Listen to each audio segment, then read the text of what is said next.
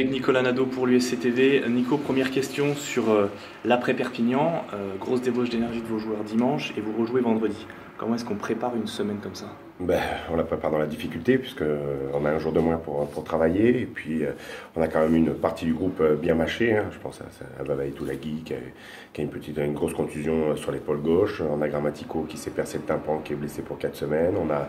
On a Lazzarotto qui s'est déchiré. Donc on sort d'un match dans le dur parce que il y a eu un très gros investissement et qu'il y a une frustration à l'arrivée qui j'espère est digérée. Et, les joueurs ont la sensation d'avoir fait le travail et que c'est pas payé, quoi. On prend pas de points, on gagne pas.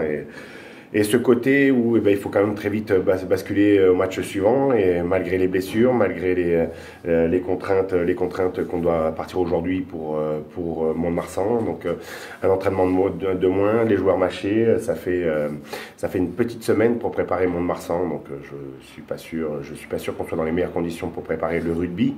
Maintenant, j'espère qu'on est dans les meilleures conditions psychologiquement et qu'on reproduira la prestation défensive du week-end dernier.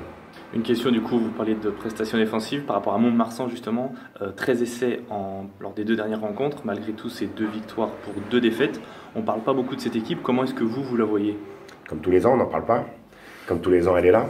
Elle est toujours dans les phases finales, elle est toujours au sommet de son rugby chaque année, et qu'elle a cette faculté qu'on la laisse tranquille, qu'on n'évoque jamais sa situation. Mais c'est une équipe qui est très dur à manœuvrer, qui truque beaucoup et qui arrive à toujours mettre l'adversaire sous pression, on a l'impression de prendre le dessus, et puis elle renverse par le pied, elle met la pression par sa contre-attaque, elle met la pression par sa défense qui est extrêmement agressive, qui est extrêmement haute, bien organisée, et qui fait son bonhomme de chemin sur tout un match. J'ai souvenir que l'année dernière, on n'était pas trop loin à la mi-temps et qu'on finit loin à la fin. On a l'impression de pouvoir les prendre, et puis c'est toujours difficile. On en prend 30 à l'arrivée.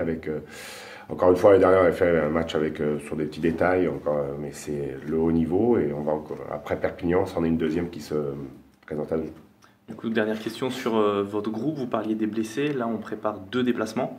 Est-ce que, forcément une question, est-ce qu'on fait tourner, mais surtout est-ce que vous intégrez du coup des joueurs, des jeunes, et est-ce qu'il y a des retours dans votre équipe? Mais le fait qu'on ait un jour de moins, le fait qu'il va falloir jouer un peu sur la fraîcheur, puisque certains vont rentrer sur ce week-end. On va faire tourner pour espérer qu'on puisse réitérer la même prestation défensive, ce que j'évoquais. Donc pour ça, il faut des joueurs extrêmement frais, il faut des joueurs qui ont les crocs aussi, qui ont envie de pouvoir postuler sur les 2 prochains matchs. Donc voilà, maintenant il va falloir nous, sur les 2 rencontres, c'est faire un mix de ceux qui ont joué Perpignan pour préparer Narbonne, je parle. Il y a ceux qui vont aller à Mont-de-Marsan, et pour préparer Narbonne, il faudra faire un mix entre ceux de Mont-de-Marsan et ceux de Perpignan pour préparer Narbonne. Et voilà, je crois que la mission elle est simple, c'est sur les 2 matchs qui se présentent à nous, il faut qu'on essaye d'en gagner un.